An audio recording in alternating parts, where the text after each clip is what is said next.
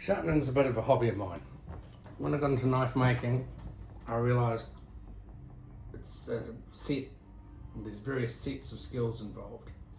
You've got to be able to make a knife, you've got to be able to make a handle, you've got to be able to make a sheath. You've got to be able to sort of make all that fit together, and then you've got to be able to sharpen the blade.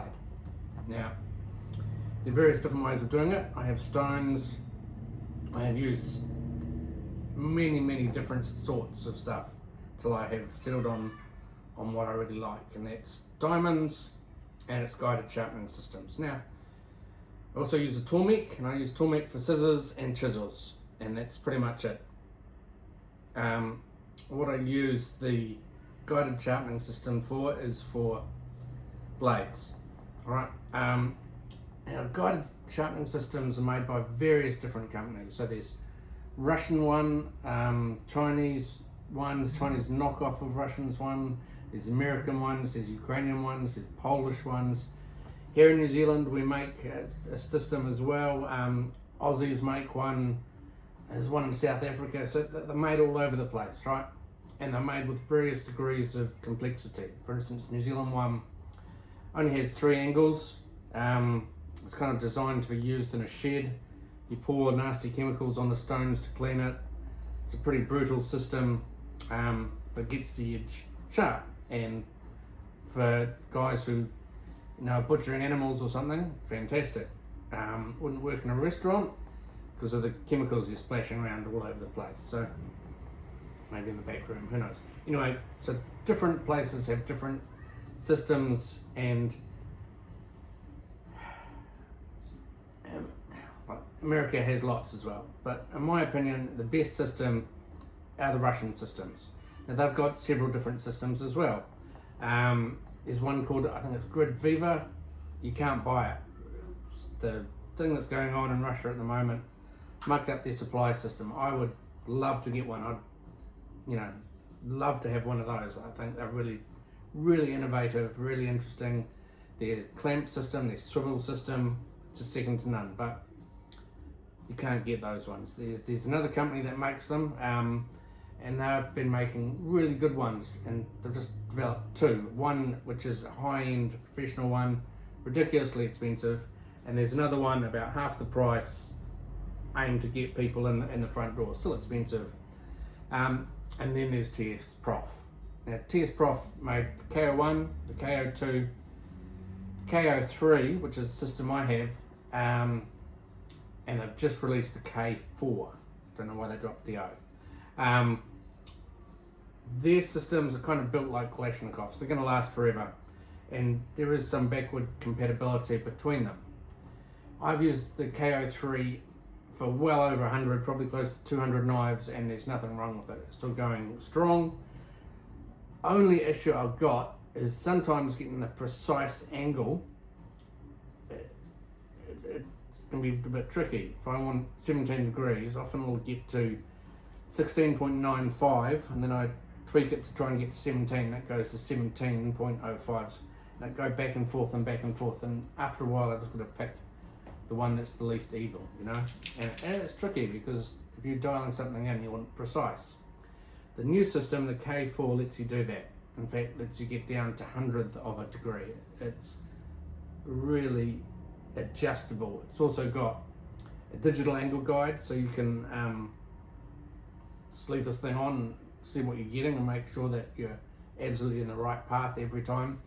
It's bigger and more stable than the KO3. My KO3, I used to clamp it to a table, because when I use big knives like kukris, it just has a slight wobble. The new K4, it's so rock solid I don't bother to clamp it down, and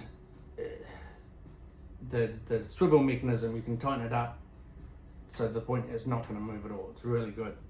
So I've done these all with the K4. I'm going to do a detailed comparison between the KO3 and the K4. I just want to show you the angles that I achieved and the edges I achieved with the K4. These are all set to 17 degrees. They've all been taken down to 1 micron, and they've all got a mirror edge. So this one here is S30V. So I'm hoping you can see the little curls. This edge is just fantastic. Being able to set it to exactly what I want was a huge help. Another Spyderco, this one S110.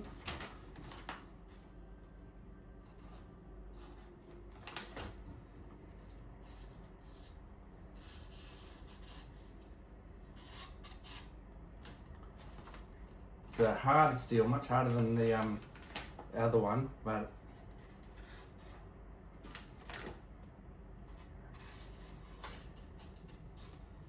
just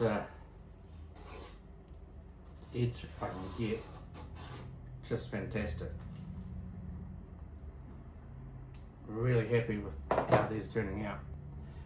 Elmax, good old Elmax. Like I said, 17 degrees, 1 micron, polished edge. It's just dreamy. Just slices through. And these are all K4 on this one and this one. Edges were previously at 18 degrees and I've reset them to 17. And now we get to the Magna Cuts.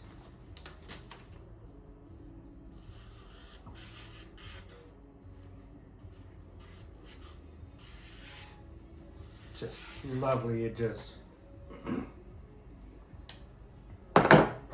Finally, one that's hard to open at that time. Magna Cut, hinder of blade, just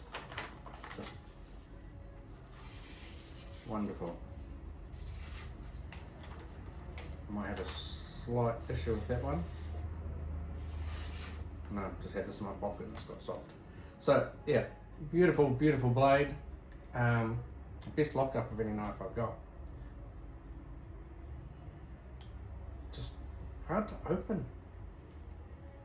Sometimes it's easy, and other times I've got to fight it. But Magna Cut, hollow grind, lovely. So yeah, K4, I'm going to do a detailed analysis on K4 and K03. And then I might get rid of one of them, I'm not sure. I don't really need both, but I've got both at the moment, feeling very spoiled. Anyway, so yeah, my take on new sharpener is that it's just fantastic. Absolute piece of art, and the edges it's leaving on my knives, unparalleled. Yeah.